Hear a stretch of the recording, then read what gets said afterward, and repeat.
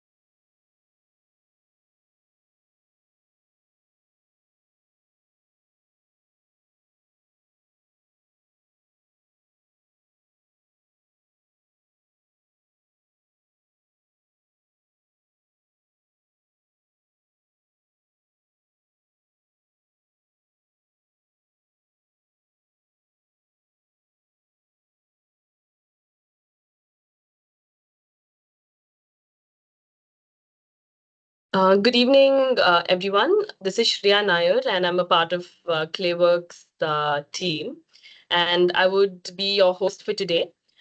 Welcome to this very special webinar on International Women's Day. Today, we are here celebrating the incredible strength, resilience, and determination of women around the world.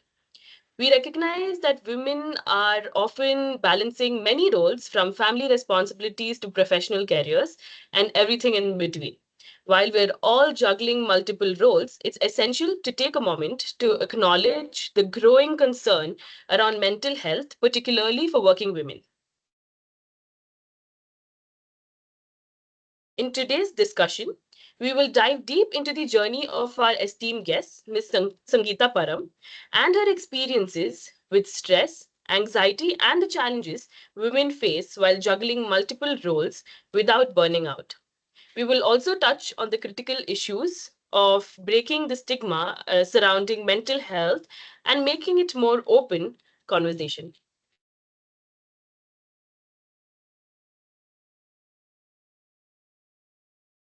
On this occasion, we are incredibly honored to have with us a truly inspiring guest, Ms. Sangeeta Param. She's a motivational speaker, a content writer, and most importantly, a survivor. Ms. Sangeeta has bravely battled bipolar disorder and borderline personality disorder. Her resilience and journey has not only inspired many, but also contributed to creating awareness around mental health struggles. She has authored two books, Key to Acceptance and Echoes in My Attic, which provide valuable insights into her personal experience. And she has also shared her story on several prestigious platforms, including TEDx Talks, and has represented India in numerous international conferences. Today, Ms. Sangeeta is here to inspire and talk to us about how mental health is an emerging concern, particularly for women with multiple roles, and how we can overcome these challenges. let's jump right into it with Miss Sangeeta. Thank you so much for joining us today. Your Thank you journey so is much. truly inspirational, and I know our audience are eager to hear what you have for us in this session today. Sure. So firstly, thank you so much, Shreya. It was a nice and very nice, honest introduction that you gave, and I'm very happy with it. Thank you so much for that. So, hi everybody, welcome, good evening to this session, and thank you. Firstly, I would like to thank all of you for taking your time out and coming and attending this session. I know you have a busy schedule and it's a Tuesday, but you still took the time out to come and be involved in this space where we're going to be talking about mental health. So, firstly, I would like to tell you that this is going to be a safe space. So, maybe this, talk is being recorded or whatever it is, but this is going to be a judgment free and a very safe space. So, firstly, let me introduce myself. I think Shreya has spoken a lot today. She's introduced a lot about me, but I'm just going to tell that I'm just a normal person and I'm here to talk to you. I was just before everybody attended the call, and I loved everybody inside. I was just telling them I was so nervous. Like I just came from work, washed my face, put on some lipstick, and just came and sat here. And I was a little bit nervous. I am a little bit nervous to go about and talk about everything. So I am 30. I'm from Bangalore, and I work in an insurance company. That's my bread and butter. And I have bipolar disorder and borderline personality disorder, and I was diagnosed 11 years ago. So, firstly, what is bipolar disorder and borderline personality disorder? A little bit I'll tell you of. So, bipolar disorder is a disorder or a mental illness of the brain. So, where my hormones are a little bit all over the place, and I have sessions of mania and I have episodes of depression. So mania is like you're high on life, you have a lot of energy, you do a lot of things. So the hormone of serotonin and dopamine get excreted for extra, and I have full of energy. I tend to become impulsive, I make a lot of mistakes, and then there's a high and then there's a low. It's like a wave. So the depression, I have type 2 bipolar where depression is more, type 1 where mania is more, and type 2 affects women a lot more. And my depression, yeah, I do get phases of depression where there is no trigger. That is the first thing about bipolar depression. There's no particular trigger, or like no breakup, or no, oh, somebody didn't talk to me or something like that. There's no trigger as such. And there are phases where it's difficult to get out of bed. Basic things are very, very difficult. Even taking a bath, having a meal, all those things seem to be a huge and a difficult task during depression. And I have been hospitalized many a times over the past 11 years, and I've also undergone ECTs, which are shock therapies, because I was not able to get out of my depression just through medication or through therapy. So that is for bipolar. Then there's borderline personality disorder, which affects the personality. So these things are trauma related. So it's not like multiple personality like you watch in Bhool Bhulaiya or something like that. It's where you have certain traumas over your life. Like I was bullied, so that caused a little bit of insecurity in me. That caused anxiety. I have a fear of abandonment because of you know. So basically, mental illness kind of affects you during your adolescence, because first of all, adolescence is difficult for everybody when those hormones come in, and it's difficult for us to identify who we are, what is going on with our body, what is going on with our mind. So when I was an adolescent, all that started. Then I was addicted to self harm, and so all of us, like during teenage, we want to be with our friends. Our friends are everything. Is our world during our teenage. And like when I used to tell them that I self harm or this and that, they used to think that it's for attention. I used to cry a lot, so they'd be like, "Oh my god, she's a attention seeker. She keeps crying all the time," and they tend to leave. They don't want to be with a person who's a bit negative. I can't blame them because they're also teenagers. They'll also react in the same, like they'll also react in the same way. I can't expect them to look at it like depression or something like that, because I myself didn't know what was going on with me. I just knew that no matter what I spoke about, how many, so they tell, no, when you're sad or depressed, you talk to somebody, like, you'll feel better. Like no matter how much I spoke about it, I never felt better. So that's when I realized that there's something wrong. Like everybody talks and feels better, but I am not feeling better. So that means that there's something wrong. So that's where the BPD comes in. So that is borderline personality disorder, where it affects the mind, the way we react to things, the way we think about people, where we how we feel about ourselves, inferiority complex, all those things come in borderline personality disorder. So that is the mental illness of the mind. So I have both of the brain and of the mind. So I've got the best genes of my whole family. Okay, so I've inherited, because my grandmother had schizophrenia, like because of postpartum depression. Like once my dad was born, like she eventually, her postpartum depression was so bad, like her, that it led to schizophrenia, that my dad did not have a normal mother. But he took a decision that he was not able to help his mother, but he will make sure that he holds his hand of his daughter. So he's my best friend, and he's my everything.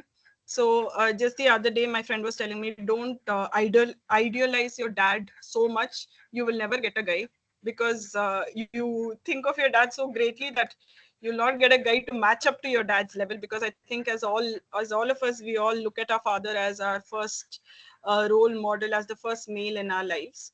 So I think we'll go forward with the questions so that I can tell my story along with the questions which are going to be coming up. So I think, Shreya, you can go ahead with the first question that you have put up. Right. I already think, Sangeeta, you've put your life out in such a candid way to us, and everyone's going to be very comfortable to share what they want to know about. So, the first question for today would be, since you've gone through so much in your personal journey, how could you recognize the early signs of anxiety? And what were the proactive measures that one could take to manage it in their daily routine?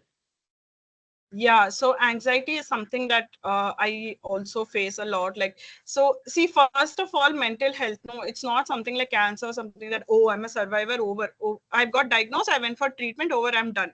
It does not work that way, because my dad is a cancer survivor. So he had a bone marrow transplant and everything. So he says he's a cancer survivor, and when he talks, he also gives motivational talks. So he talks about his journey, which he's done with. Like, he's not dealing with cancer. Touch wood, he's not dealing with cancer anymore. But with a mental illness, you're dealing with it every day. Every day is a struggle, because you never know what will attack when, what will trigger you, what will not trigger you. So, what is anxiety actually? Anxiety is, as per what I understand anxiety to be, like, let's not look at Google or whatever it is. I feel anxiety is like what ifs. Okay. So, every time we think of what if this happens. Now for example, for me, if anyone goes into the manager's cabin, I look at them and they're like, what if they're talking about me? Or what if I made a mistake and they're talking about it? Or is it something that I did? Or, like, it goes on and on. The thoughts keep coming to you so much, that what if this, what if that, what if this happens, what if that doesn't happen? So many things. So basically, anxiety is when the thought starts with a what if. And the anxiety becomes so much is when you're not able to rationalize the what if thoughts. Okay. So for example, if you say, what if the cooker explodes today? Like, we have kept the pressure cooker in the morning. What if the cooker explodes today? So we have no control over it. We do not know what is going to happen. We have no control over our lives. Like, next 30 seconds, what is going to happen, none of us can predict. So what I do when I get these kind of thoughts is I try to write them down. So I make sure I always carry a pen and paper with me. So for example, these questions which they have posted here, no, they sent it to me on mail. Okay. But what I did, I took it and I wrote it down. I literally wrote down the questions so that I will read through it, and I will, so when I actually write it down, I'm able to read through it, I'm able to understand it better. When we were children, the teachers, no, you write and learn, you'll be able to understand it better. Now we all text notes and all, we'll type it off. What is it, splitwise? When we go out with friends, we'll put it off in one splitwise and we'll know everything. Writing makes a lot of difference. So I started writing down the thoughts. Like, you get these arrows of thoughts all over you and you're not able to chart them out. It's so difficult when you're unable to organize the thoughts in your head. You just write down, keep writing down, keep a notebook with you. My what if notebook, you can name the notebook as what if, and then you can write down. And then you take a different colored pen, write down in blue or black or whatever it is, take a red pen, mark out which are the rational thoughts, mark out which are the irrational thoughts. So if you get a thought, you think about it and say that if it happens, what will be the solution to it? What major can happen if this particular thought comes true? Now, for example, if they are talking about me in my office, like if they are all inside the manager's cabin and if they are talking about me, what is a major outcome? If it was a mistake I have made, right now I have not made any mistakes. If they're complaining about me or something like that, over the past few weeks I've not made any major mistakes, so there is not a possibility of a complaint which is going against me. So what else could they be talking about? Okay, so they took a paper and went, or so they might be talking about this. So it may not be about me. So when you write it down, no, you'll be able to give answers on your own. So it's about identifying which are the thoughts that actually which really need answers, and which are all made up in our heads. So when you chart them, or when you characterize them, it is easier to understand which will cause anxiety to you and which is just an irrational thought that is coming to your mind. So anxiety is something which can be managed, but sometimes it goes beyond, uh, it goes over your head, like it's too much to handle. I can understand that, I know that, because I do get those panic attacks, that this panic anxiety leads to panic attacks, and when I do get panic attacks I end up having to take an SOS medication. But if you are able to handle your anxiety, write them down, able to chart it, take a deep breath. My therapist tells me, like, you breathe in, hold it for 4 or 6 seconds, and then you breathe out. Sometimes even that gets difficult, like I find it difficult to just sit and breathe also is very difficult. So what I do is I get up, I go around for a walk, I'll go to the restroom, wash my face. I change my environment. I'll not be sitting in the same place, sitting at the desk looking at things, makes you feel your heart beats even more faster. So just get up, go out for a walk, or just go wash your face, get a cup of coffee, something. Just change your environment and change your space. So that is what I do personally when I do get an anxiety attack or when I get anxious about something. So I guess that clears this question. Yes, I mean, thank you for sharing those insightful experiences you have been through. I'm so sure it's going to help. I mean, anyone who's going to come across this situation. Um, and I feel like it's very important to recognize these, how the way you mentioned the smallest things, writing down, or how even a tiniest thing could make a difference in your life. So, moving on to the next question, based on your personal journey, what are some practical ways to overcome depression and build mental resilience?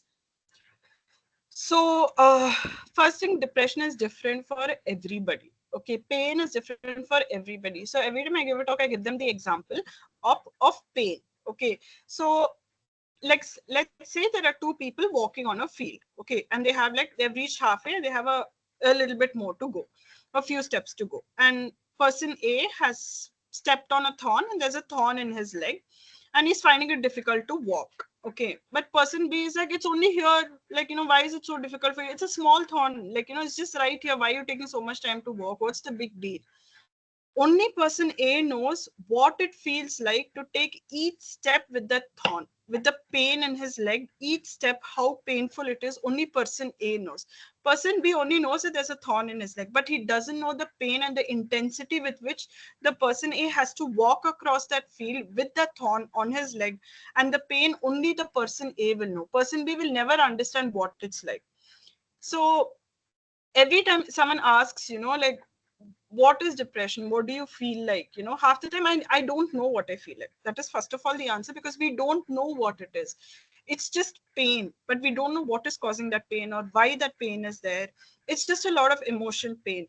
And trust me, no one will understand it until they go through it, so my dad asked me, you are a cancer patient's survivor's daughter and you are not able to overcome this, like how is that possible? Your param's daughter, this, that. He gave me one motivation talk.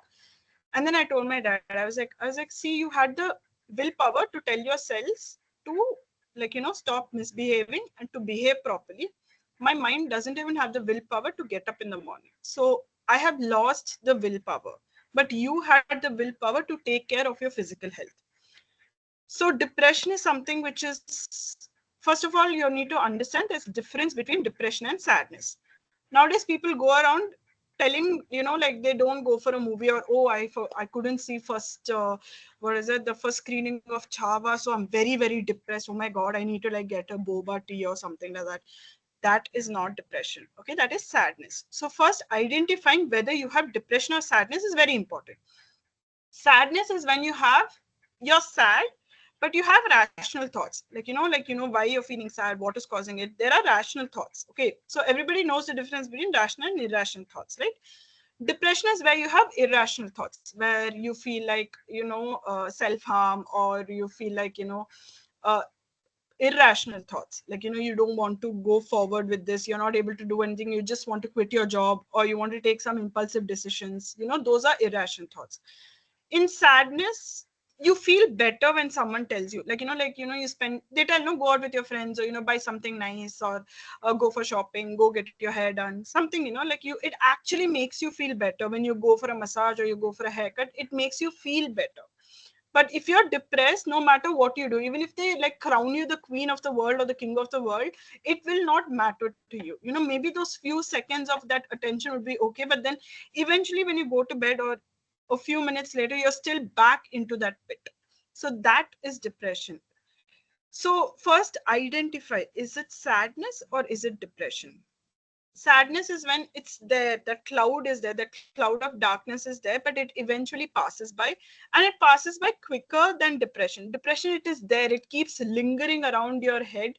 Like in the news channel, no, when you see clouds, they say, no, there is depression in this Bay of Bengal, depression in this Arabian Sea. That's exactly what happens in your head. That cloud is there so much that it consumes you, but it's important that you should not let the depression take over you. It's about you taking in charge of the depression. If you do have depression, first of all, please do not take the tests on Google. Now we have 10,000 tests on Google telling that, oh, you count these 10 questions, ABCD, you take 90%, you are depressed. Please do not follow that. That is not at all true. I did those tests, but I did 200 to 300 of those tests for them to identify what kind of a mental illness I have, whether I actually had depression or no. It should be done under a professional. So, first of all, and also, you may be depressed, you may not be depressed. Do not be afraid to seek help. Okay. And it's okay. It's okay to feel pain. Everybody might make you feel that, oh, just move on, let it go, why you're crying about the same thing. I know those statements will hurt you, because it hurt me too. And you are not alone, and it's okay to feel this way. It's okay to feel depressed. It's okay to also feel sad. But it's important that the depression is not you. You are not depression. Depression is just a part of you. So I know it's difficult to be mentally strong when you are depressed, because it affects your willpower. But trust me, it'll take some time. But right now, if the depression is consuming 99% of you, maybe tomorrow it will consume 98.99%. But the 0.001%, it reduced a little bit. No, that is what matters. So that is what I feel when it comes to depression and mental resilience. Right. I think it's very important, like you mentioned, for people that they do not generalize depression and know the clear difference between sadness and depression, especially I think in the teenagers. It's very common, like you said, a boba tea or like a spa or getting my nails done is going Yeah. to fix it. So moving on, I think everything needs to be taken in a very practical way, and Yes. not let your emotions completely take over you. Now let's talk about the topic that many working women can relate to. That would be the balancing act of multiple roles. What strategies can working women adopt to juggle their professional and personal lives without compromising their mental health? I think you're doing both as well. You've been there, gone through it, and like the living example. And I think you can give the best strategies to us as to how we could balance out. Yeah. So I think this is something which we all have to, like, put one big spotlight on, because, I can't tell a lot, because when it comes, I'm not a wife, I'm not a mother, but I can tell as a daughter and as an employee, or as just as a person. Those are my roles right now, and a cat sister, because the cats are my mother's children, apparently. But so what I can tell you is, all of us are different. So when anyone asks you, what do you do, like, like, first thing, they're like, hi, what's your name, what do you do? You either tell, I work here, or I work here, I'm from here, or something like that.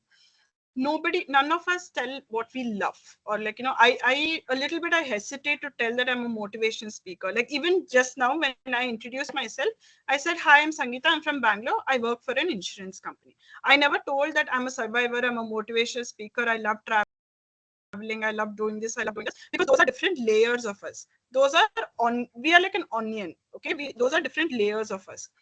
When we were young, no, we all wrote slam books as children, and there was a column there, what do you want to become when you grow up? And all of us answered, I'm pretty sure, I can 100% write and give, that none of us are what we wrote. The answers what we wrote, none of us have reached that place. Okay, maybe like 2 3 people have, I should not generalize and all.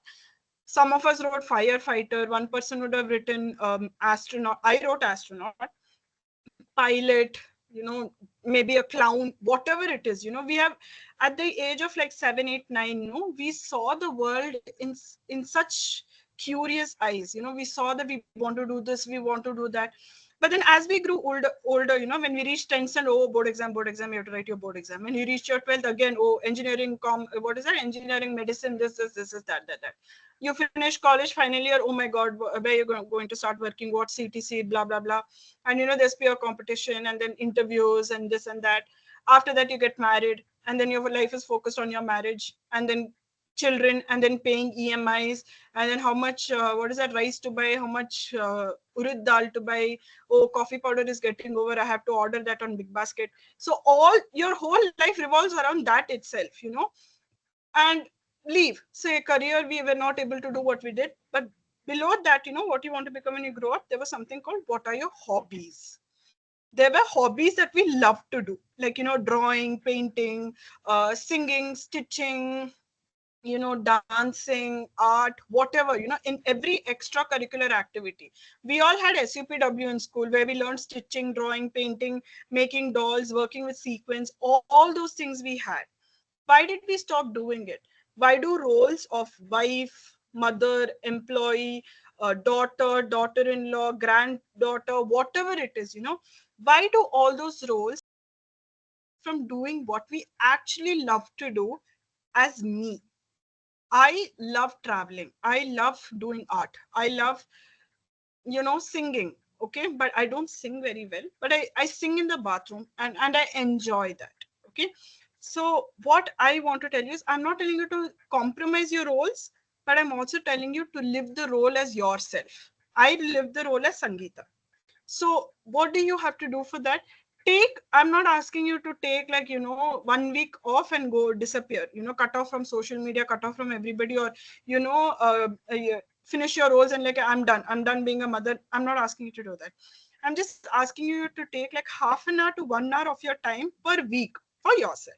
Something which you like to do.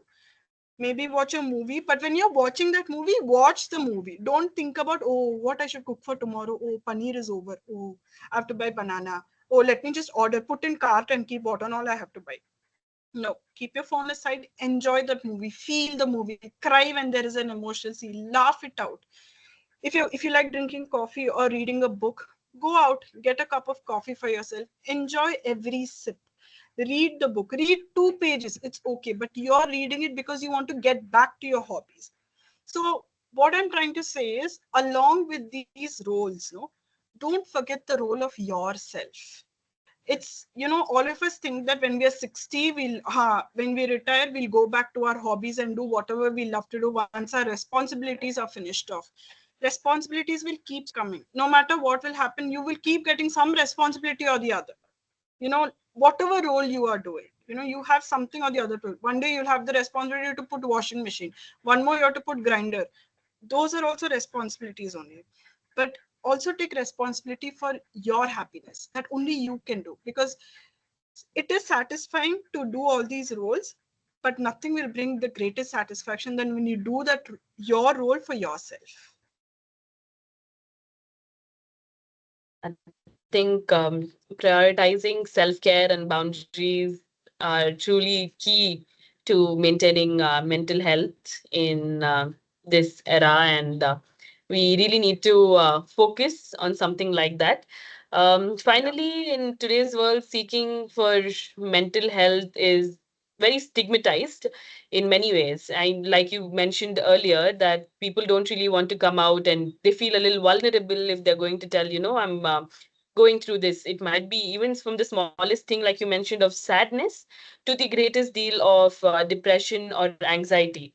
So, how do you think women in general or our audience could normalize seeking help and break the stigma associated with mental health struggles? Yeah.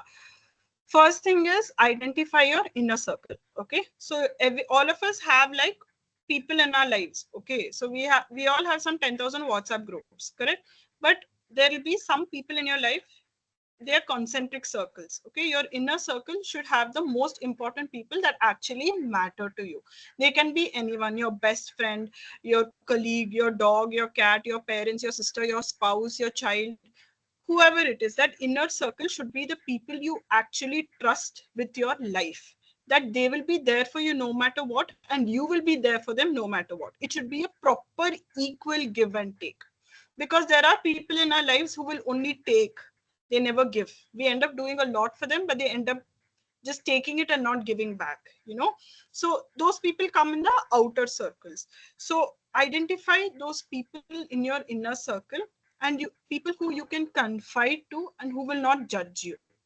So firstly, the biggest problem that we have right now is communication, because most of the time when we try to communicate, it escalates. In our family, I'm talking about, because in my family it always happens. We sit at the dinner table as family together, we'll start something, but at the end of the conversation everybody is shouting, and at the end of the day four doors are being banged in anger, because most of the conversations end up in that way, because the other person is not ready to listen. Nobody is ready to listen, everybody just wants to talk. So listening is something which is very, very important. Now when you're trying to communicate that you have some difficulty, and the other person is maybe listening for a bit and then eventually telling that no, it's all in your head, you just need a good nap, or you just need a good vacation, you're just making all this up. And there are so many people who are facing the same thing, but you are only overthinking it. They are not understanding you yet, and it will trigger you. Try to make them understand with a few points. If they're still, it will anger you. At the end of the day, you're the one who's getting hurt. Stop the conversation there, go back to it later. Take some time out, step out of the place, and just tell them we need to have this conversation in a calm way, in a calm tone of manner, and not judge each other. Let's think outside the box a little bit. You know, it might take 10 to 15 conversations to make that person understand what exactly you're going through, right? It's like pitching to a client. Certain things the client will not like, and then you go back, work on your slides, and pitch again, correct?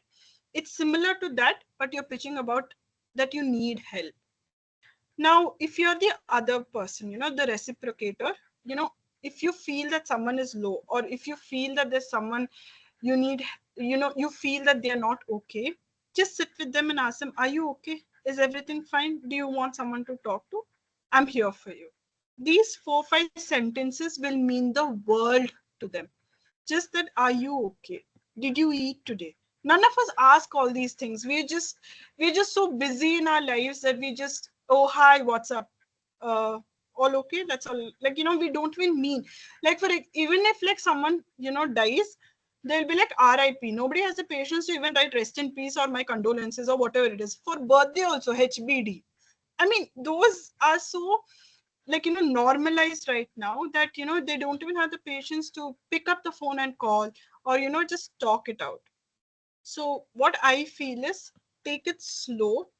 And if you really feel that you need extra help, please seek out for help. There are many psychologists. There are a few people who psychologists will actually help. Therapy actually helps a lot. Trust me. I still go for therapy.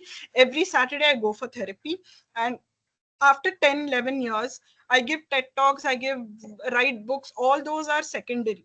But I really need my mental health also to be, on track. I do go for therapy. I still have a lot to work on because I don't love myself. To be very honest, I don't love myself. I don't do any exercise, even though exercise helps with depression a lot. I'm waiting for my January 1st, what is that, New Year resolution. No, that resolution is still not happening. From 10 years, I'm trying to exercise. It's not happening. I know I'll get there someday. I'm hoping for it. And something very, very important, what I want to tell you is take time to grieve. If you're sad, if you're feeling pain, feel it for some time. It's okay. You don't have to get better immediately. Like, for example, when someone dies, no, they have 13th day, 14th day, they have like some 10 days of, where there are no festivities. And on the 13th day, there is one puja or whatever it is. Because even if our ancestors decided that we need time to grieve. We need time to mourn for a loss. It's the same way with us. For example, you didn't make a good presentation or you failed in your exam or whatever it is.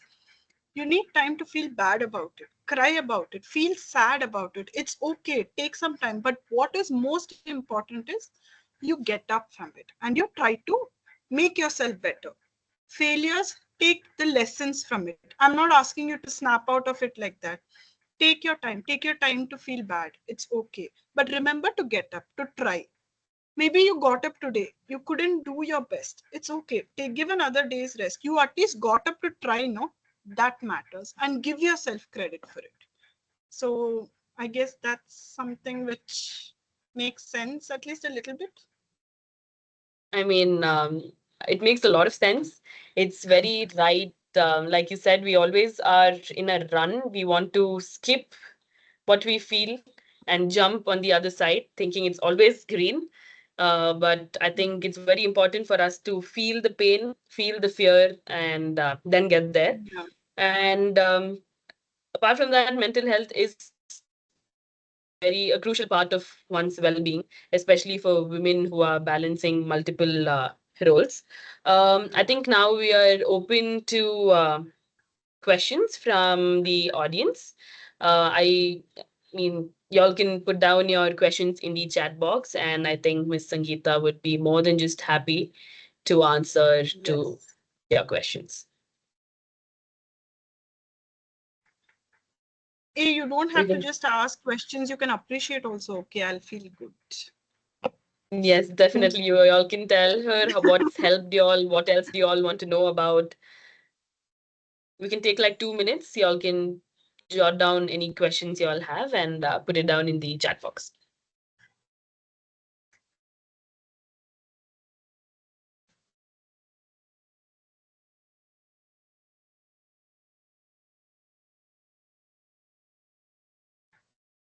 What are some simple habits or mindset shifts that can help women manage stress and prevent burnout? For me, yeah, so I'm telling from personal experience. One second, I'll just answer that, okay, and then I will answer the other one. So daily burnout and managing stress, that is something which is very difficult, okay, because you're so tired by the end of the day. Your mind is so overworked, your body is so overworked that you're so exhausted that you have no energy to do anything. So getting that energy to get up and do something for your stress itself is a huge task. So that's why I said, like, do something small that you love.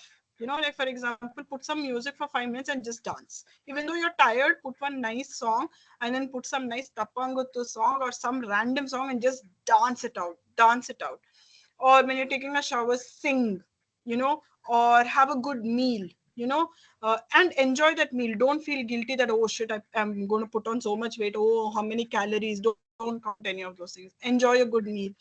Buy one 5 rupee packet of gems. Enjoy that chocolate. Small things matter. Reward yourself for whatever things you do. This TEDx talk or getting awarded or like Nobel Prize, those are not success. Success is something you achieve with your effort every single day, and you reward yourself for that. A certificate is not something which you deserve as a reward. You get to reward yourself for the effort, because you only know how much effort you put and how much you try to make it. Because rather than other people's validation, your validation is what matters the most. What is a remedy you suggest if someone is not falling asleep, thinking overnight, and sleeplessness? Oh yeah, I suffer with sleeplessness too, because the minute I lie down, like there's like one movie running in my head of my past, present, and future. Okay, it's like those slides, like how she changed slides here, like that one slide will be going through my head. So I try to put some white noise, and then I try to breathe. I just try to breathe in and out, in and out.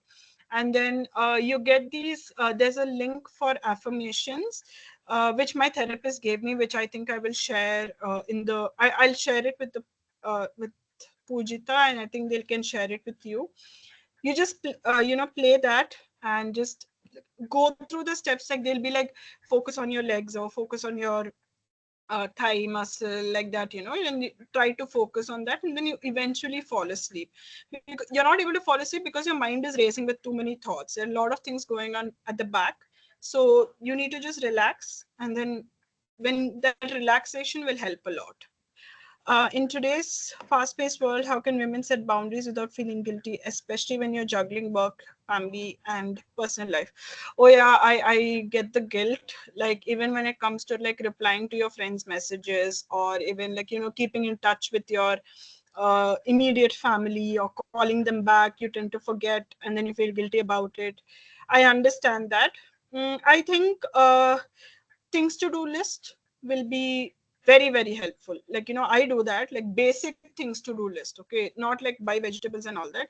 Like I make a things to do list for small things, like for example, I have to do this particular work in office, or I have to message my friend, or I have to take a shower today, or I have to cut my nails. All those things also I make a things to do list, and I get so much happiness when I take a red ink pen and I scratch it out. It's okay to make a things to do list of these small things also. Cutting nails, cutting your hair or whatever, all those things also things to do. Folding your clothes, putting washing machine, all those things. Replying to someone, wishing someone for their birthday. Because our mind, like you said, everything is going so fast that we tend to forget. It just slips out of our head so fast. So things to do list, write them down and then scratch it out. It feels so good, trust me on this. I hope that helps. I truly appreciate everything you've been through. My challenge is managing high priority tasks efficiently. I often find myself juggling multiple tasks, completing them halfway, and feeling guilty for not handling them effectively. How can I improve my focus and workflow to get things seamlessly? Yeah, again, the same thing. Write them down, like things to do list, and prioritize them. Use different colored pens, we all used to use sketch pen for coloring, and we had crayons and all that. Bring those back. I love stationery, like random stationery. I have a pencil box and I have different colored pen, pink color, blue color, black, red, yellow. We have these glitter pens and all that. No, make your work also interesting. What you want to do, what is more important, you write it in red. What is a little bit more like easier work, write it in green. Something which you love to do, write it in pink, your favorite color, or something like that. Channelize. When you can see it happening right in front of you, it is so much more easier to visualize it or to apply it. When you visualize it, it is written, what you have to do. And when you do it, you'll be able to identify that this is important, this is not important. Because there are so many things on your plate.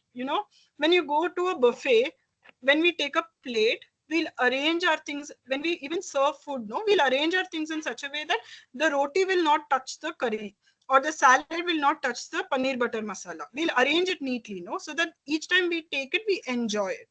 Similarly, like when you eat from a buffet, you write down your things to do list also, so that you can take one at a time. I hope that helps. The buffet thing, and now I'm hungry.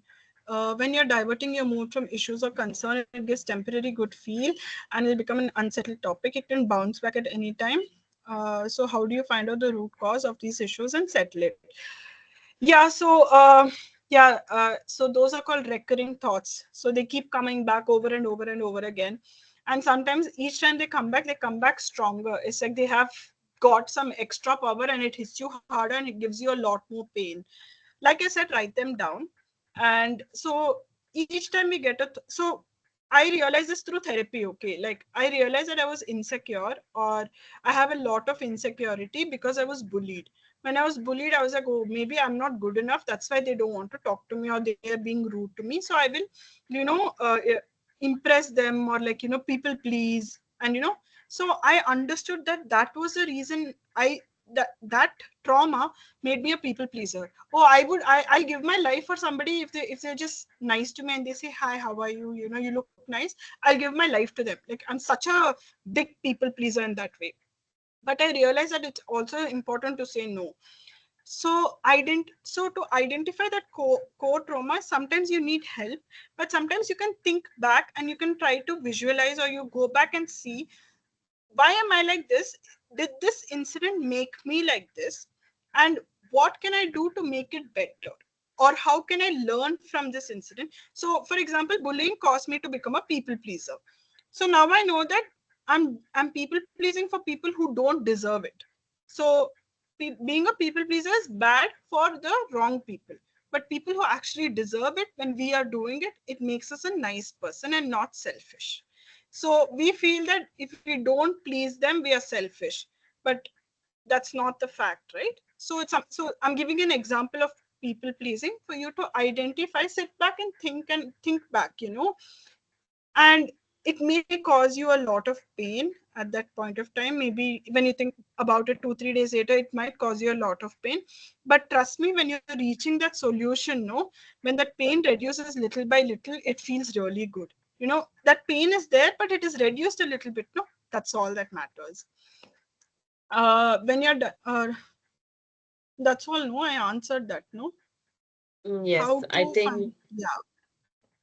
While writing, as we are feeling, and writing may stay back and the trauma stronger and more deeper. I don't think so, because like, when you write it down, no, and you read it again, you get, yeah, that's also true. You feel that the trauma will become more, but you'll also get a different perspective. Sometimes when you read it again, you'll, like, for example, when you write, when we are writing our board exam, no, they will write a question. Okay, we have to identify whether it is addition, subtraction, multiplication, or division. We have four options with us. So we read the question 2 3 times to find out which is the correct answer, which is the process we need to take. Correct? We don't go with the first addition. Okay, this is the thing, addition, so we'll do the addition. We go back and read the question because we have a doubt. So it's like that. It might cause pain, but when you read the question again, you tend to look at it in a different view. And you can do that. You're capable of doing that. So please do not give up on yourself. Our minds are amazing in that way. We are able to think, but we just restrict ourselves to this much. So look at it like an exam. Look at it as a challenge rather than uh, something that's holding you back. Look at it as a challenge for you to take it as a confront it, but don't like become major warrior woman types, but take it slow. uh I hope that helps. I mean, if anyone has any, maybe we can take a last question or so, or Yes, do anyone, and also have follow on Instagram and all. Okay, like full women empowerment types. I'm full trying to be nice. So follow off on Instagram and all. Okay, I have only like 700 followers. I also want to be one big person. Like full that verified blue color tick and all. I also want. I know it's a little lame, and I'm being a complete hypocrite trying to say, oh, take care of yourself, don't follow social media and all. But still, even I'm human. Okay, I also get affected by social media so much. Oh my god, that social media affecting is like next level. Like you see all those posts, and then like okay, I'm 30, okay, and I'm single. I don't have, everybody's posting, oh, what is that, month anniversary of our engagement. I'm like, go get a life. Like I get so triggered by that. And I'm like, okay, it's their life, let them do whatever they want. And everybody tells, no, don't believe whatever you see on social media. It is so impossible to listen to that statement. Don't believe it. Seems first thing we see in our lives is social media, and we get affected by it. So that don't believe what you see in social media, I feel is a very it overrated statement, and everybody has to change that statement in the first place. I hope that's so I think I for everyone. personally have okay, we have I think that's the last question we'll take. Yeah, The constant pressure pressure to yeah. Go ahead. to be a good daughter, wife, mother, daughter-in-law. We often find ourselves treating to meet other people's expectations, sometimes at the cost of our own well-being. How can we manage the expectation placed on us and overcome the negative effects this pressure can have on our mental health? That's true. It's like you're constantly having these roles with a report card at the end. You've been graded all the time. You're not doing these roles because you want to do them, rather you need to do them. So there's a lot of difference between wanting to do it and you want to do it, and rather than you have to do it. Like, I have to do it because I don't have a choice. So what I feel is I think it's better for you to, it'll be good for you to identify what makes you want to do it rather than you have to do it. The transition of being to want to be a mother, to want to talk to your mother-in-law, you want to be there, and if you're finding it a little difficult, what exactly will help you in wanting to do the rather than having to do it. Sometimes you feel like just stopping everything and like giving up everything and going. But that's not the solution, right? Because we have to get back to our roles, we have to get back to our responsibility, and we face even more backlash if you take a step back or take a break. Because it is, it's the stigma. Like, if you take a break, it's wrong. Like, if you go on a women's trip or a, only wife trip, it's considered like a big crime. But I think first identify what are the difficulties that are stopping you from wanting to do them rather than having to do them. Like, what is stopping you? What are those difficulties that you're facing? And try to communicate it with your inner circle. Ask them for your input. If your spouse is very understanding or is able to understand you and help you through it, you try to talk to someone who's going through a similar thing, and maybe their solution might help you or may not help you. But I think uh, talking to a person who's going through a similar thing might help you a lot. And please do take help of your inner circle, and be open about it. Tell them that it is making you feel difficult and it is challenging for you as well. What are some simple daily habits of mind shifts that can help women manage that is over, no? Yes, I think that's by mistake. I think it's a repeated question. We can go to the next Okay. one. Yeah.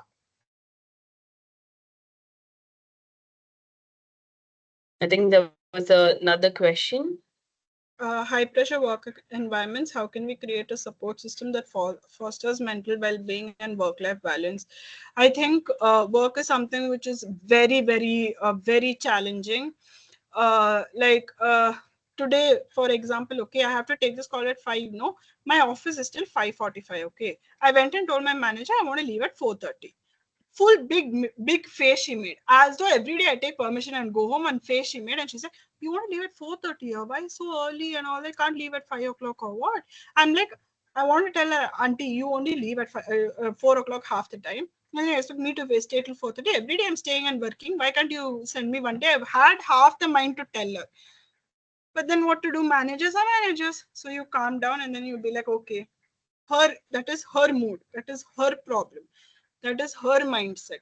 I should not let what she is thinking, what her problem is, to affect me, because I have a purpose. I'm leaving. She told, okay, she made a big scene, but at least I got to go. I came here at 5. I'm giving this talk. My purpose is fulfilled. If she's having a problem with it, that is her problem. So, first of all, identifying what to take in as your problem and what is to be left. You cannot control what other people say or what other people do or how they react or what they do. So identifying what is their problem and identifying how to take it, whether it is your problem or no. So I think that is very, very important. Her reaction is hers. That is her problem. She's having a problem with me leaving early. It is her problem. But I'm leaving early. I have a job to do. So I've given a commitment. I want to do it. So I'm leaving early. So I got my job. Her reaction should not affect. It is affecting me right now. I am affected by it. But when I think about it, like, she's having an issue with, she might be having a bad day. Her mother-in-law would have scolded her. That is why she's telling that I don't have to leave early. or she's not being, she's having a bad mood. So it is her. Leave it at her itself. Don't internalize what other people are, what your environment around you, don't internalize it. Like our skin will absorb, like we absorb dust on our skin, but don't absorb that stress on your skin as well. Dust it off at work. Leave work at work. When you're at home, be at home. I think we missed the question. How can I stop overthinking and manage negative thoughts effectively when starting a new job, especially? Oh yeah, new jobs are challenging, like you have to face new friends, like new colleagues, new challenges, new works. uh I think take it slow, one step at a time. We all tend, like Shreya was also telling, don't jump steps, take one step at a time. Introduce it, like how when you sit for an interview, you don't go and tell your dreams, no, like your final goals. You start with your introduction. Similarly, one step at a time and take it slow, because new job means you have to learn a new skill or something new you have to learn. Be welcoming to learning a new thing. And if you have doubts, ask. If you don't know something, ask. Don't be afraid that, oh, it, in my role or in my job, I'm supposed to know this. It's okay if you don't know it also. You can ask a doubt. It's allowed. Like, it's not like school where there's a teacher who will hit you if you ask a doubt. So it's okay to ask doubts. If you don't know it, be proud and say, I don't know. Simple as that. And I think with Uh, the final question for uh, the day, yeah. What what advice do you advice do have you for have? women Go imposter ahead, go ahead. syndrome and self doubt in their careers? I think, yeah, like I said, a lot of people put their problems on us, like like say, because the boss scolded this manager is scolding me, and the TL is scolding me. Like it's like a like supply chain of scolding, or whatever it is. So self doubt in careers, like you know your strengths and you know your weaknesses. So you give your 100%. If you can touch your heart and tell, I've given my 100%. And see, it is like exams, okay? So we all are expected to score 90%, but not all of us get 90%. We all write the same exam, but some people get 60, some people get 90. A lot of people think the people who get 60 are not working hard enough because they are taught by the same teacher, they're studying the same subjects, but they're still not scoring enough. But that's not the fact, because for them at this particular level or this particular job, they've given their 100%, but they can only produce 60% result. It's the same way with us. At this particular thing, maybe I can only give 60% of, I've given my 100%, but only 60% output I'm able to give in this.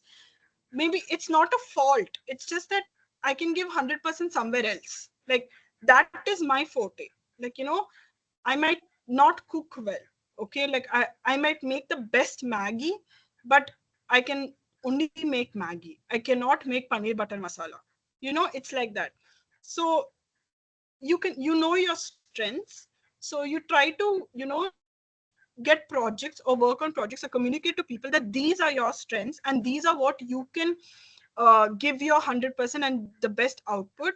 While there are some difficulties in this particular place and I might need help with it, so please don't be afraid to ask for help, and also please don't be afraid to step up and tell that these are what I'm good at. I can deliver this, but for this I need help. I need someone's input, or I need someone's help or someone's guideline, someone to guide me through this or something like that. Don't be afraid to ask for help, because we feel that if we ask for help, it is putting us ourselves down, but that's not true. You're asking for help to make yourself better. I feel, you'll tend to learn something new.